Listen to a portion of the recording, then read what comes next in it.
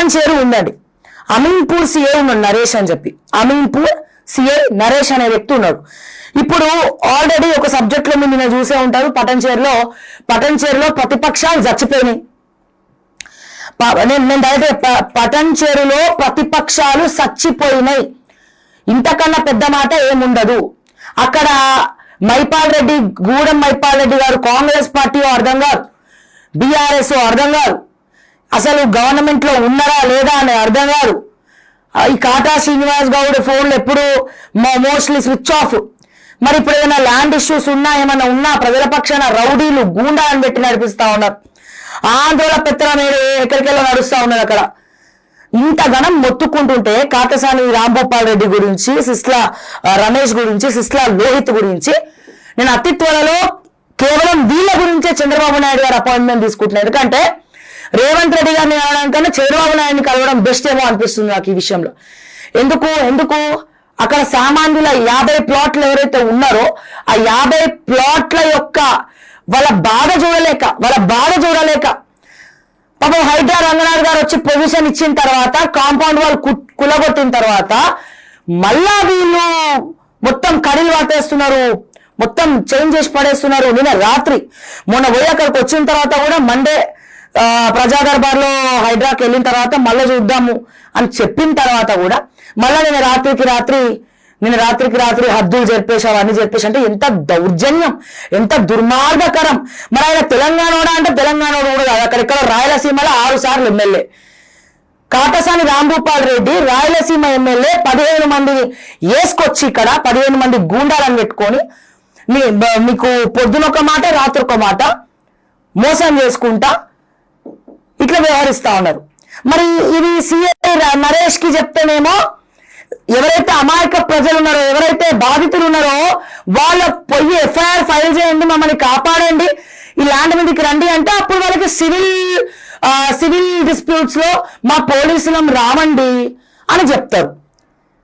ఎవరైనా ఆడకూతురు పోతే ఇష్టం వచ్చినట్టు నరేష్ అయితే అడ్డమైన తిట్లు పెడతాడు.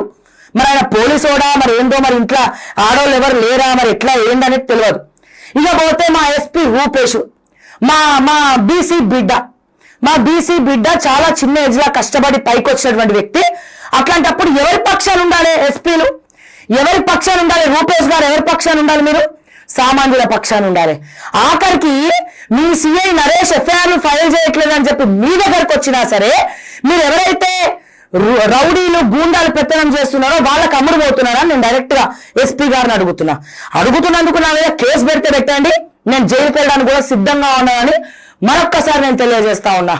అసలు ఏమనుకుంటున్నారు మీరు? అసలు వ్యవస్థ మొత్తం కూడా భ్రష్టు పట్టిస్తా ఉంటే మీ సిఐలు ఎఫ్ఐఆర్లు ఫైల్ చేయకపోతే సామాన్యుల జీవితాలతో మీలాంటి స్టేషన్ హౌస్ ఆఫీసర్లు ఆడుకుంటా ఉంటే చీమ కుట్టినట్టు కూడా వ్యవహరిస్తలేరే.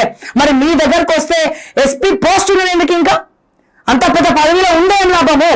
మీ కింది స్థాయి వ్యక్తులు మీ మాట వినట్లేదంటే అది మీకు అవమానకరం అనుకోవాలా? లేకపోతే బ్యాక్ ఎండ్ లో ఎస్పీ గారే ఉండి అట్లా పనులు చేపిస్తున్నారా? లేకపోతే మీ మాటలు నాకింత నీకింత అని చెప్పి పంచుకుంటున్నారా? దయచేసి డీజీపీ గారు సమాధానం చెప్పాలి. ఇదేనా మీ పోలీసుల వ్యవస్థ తెలంగాణలో? మొన్న కుంభమేళ టైంలో నేను పొగిడా తెలంగాణ పోలీసు గ్రేట్ అది ఇది అని, ఇదా తెలంగాణ పోలీసు ఎందుకు ఇట్లా? అంటే డీజీపీ గారు కింది స్థాయిలో ఏం జరుగుతుందో రిపోర్ట్స్ తెప్పించుకోవట్లేదా? ఇంటెలిజెన్స్ నిఘాలు మీ పోలీసు వాళ్ళ మీద పెడతలేదా అని చెప్పి నేను డైరెక్ట్ గా డీజీపీ గారిని అడుగుతా ఉన్నాను. అంటే అలాగే హోంశాఖ ప్రిన్సిపల్ సెక్రటరీ గారిని అడుగుతా ఉన్నాను. హోంమంత్రి ఎవరండి ఇప్పుడు? అనుముల రేవంత్ రెడ్డి గారిని అడుగుతా ఉన్నాను. మాట్లాడితే ఏ ప్రోగ్రామ్ కి లేదా 3 రంగుల జెండా బట్టి కాదు, అక్కడ ఏం జరుగుతుంది ఫీల్డ్ లెవెల్లో ఏం జరుగుతుందో తెలుసుకునే ప్రయత్నం చేయండి అని చెప్పి నేను తెలియజేస్తా ఉన్నా. రేవంత్ రెడ్డి గారు విచ్చలవిడిగా ఎందుకు సస్పెండ్ అయ్యారు మీరు? ఎందుకు ఏసీబీ అటాకులు వాళ్ళ మీద జరగవు? బల్ల కింద చేతులు పెట్టి సామాన్యుల జీవితాలతో ఆడుకుంటే ఉన్నోడు ఏమన్నా బూర్ర పూసుకోండియా? నేనేమంటున్నా, ఉన్నోడు బూర్ర పూసుకోండి, దిక్కులేని పరిస్థితులకు పోండి. లేనోడి కడుపు కొట్టకండియా. లేనోళ్ళు వాళ్ళు ఎక్కడో ఇన్వెస్ట్మెంట్లు పెట్టుకొని వాళ్ళ పిల్లలకు పెళ్లిలకో చదువులకో వస్తుందని పెట్టుకుంటే సిగ్గులేవా? వాళ్ళ భూముల కోనికి మీకు సిగ్గులు అనిపిస్తలే? కొంచెమన్నా ఉండాలి కదా ఇంకిత జ్ఞానం, కొంచెమన్నా. కొంచెం అది మోరా అది ఏం మాట్లాడేది నాకు అర్థం కాదు, ఇష్టం వచ్చినట్టు. సో డెఫినెట్ గా వాళ్ళు రెడీగా ఉన్నారు, వాళ్ళు రేవంత్ రెడ్డి గారిని కలవడానికన్నా రెడీగా ఉన్నారు ఈ విషయంలో. అంటే ఎంత ఘోరం అంటే ఇప్పుడు నేను వేస్తున్నా మీరు గనక నేను చెప్తున్న డీజీపీ గారు అండ్ ఎస్పీ రూపేష్ గారు, మీరు గనక అమీన్పూర్ పోలీస్ స్టేషన్ లో ఏం జరుగుతుందో నిఘాను పెట్టి వాళ్ళని కంట్రోల్లో పెట్టకపోతే నా ఉల్టా పైసలు ఖర్చుకొని సుప్రీం కోర్టు వరకు అయినా వెళ్ళి కొట్లాడి నరేష్ ఉద్యోగం పోయే వరకు ఆయన దండాలు మొత్తం బయట పెడతా, తెలంగాణ పరువు పోతుంది, తెలంగాణ పోలీసుల పరువు పోతుంది అని చెప్పి నేను మరొక్కసారి సందర్భంగా తెలియజేస్తా ఉన్నా. నేను బెదిరేట్లే, ఓపిక నశించిపోయింది. మాట్లాడాల్సినటువంటి ఎంపీలు బీజేపీ ఎంపీ రఘునందన్ రావు గారు మాట్లాడరు.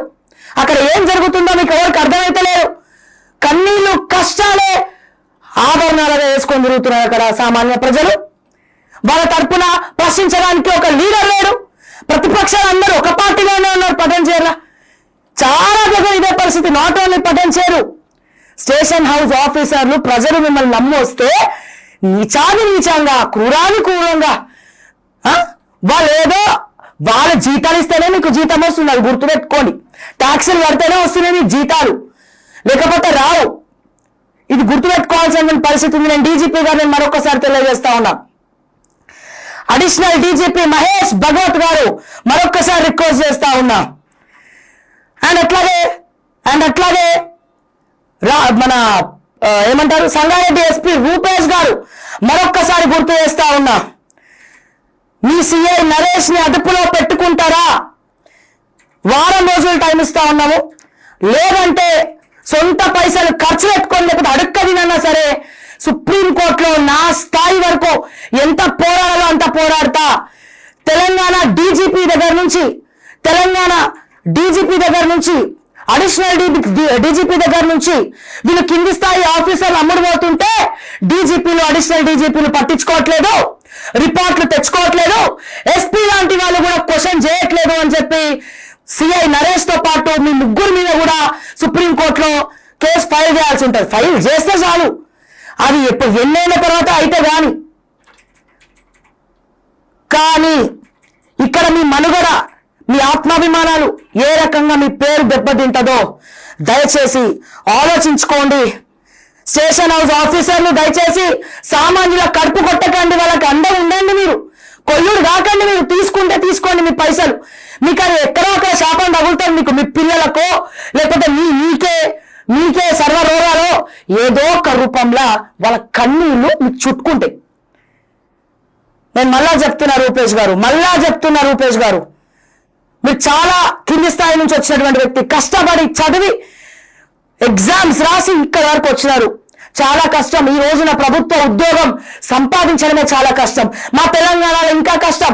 10 సంవత్సరాలు వచ్చినా సరే ఇంకా రోడ్ల మీద దీక్షలు చేసుకుంటూ మా నిరుద్యోగులు తిరుగుతున్నారంటే మరి మీరు ఎంత కష్టపడి వచ్చుంటారో ఆ విలువ తెలుసు, ఆ ఉద్యోగం విలువ తెలుసు. అంత కష్టపడి పైకి వచ్చినారు. ఒక్కసారి ఆలోచించండి సార్, మీ జీవితం ఎట్లా ఉంది, ఎక్కడి నుంచి మొదలైంది. సామాన్యులను ఇబ్బంది పెడితే, ఎందుకంటే మీరు సామాన్యుడే కదా, మీ బ్యాక్గ్రౌండ్ మొత్తం తెలుసు, మీరు ఎంత కష్టపడి పైకి వచ్చినారో తెలుసు రూపేష్ గారు. కానీ ఇది కరెక్ట్ కాదు. ఒక్కసారి ఫ్లాష్ బ్యాక్ వెళ్ళి మీ సామాన్య జీవితాన్ని గుర్తు తెచ్చుకోండి అని చెప్పి నేను రిక్వెస్ట్ చేస్తున్నాను. కంట్రోల్లో పెట్టుకోండి, సిఐని కంట్రోల్లో పెట్టుకోండి.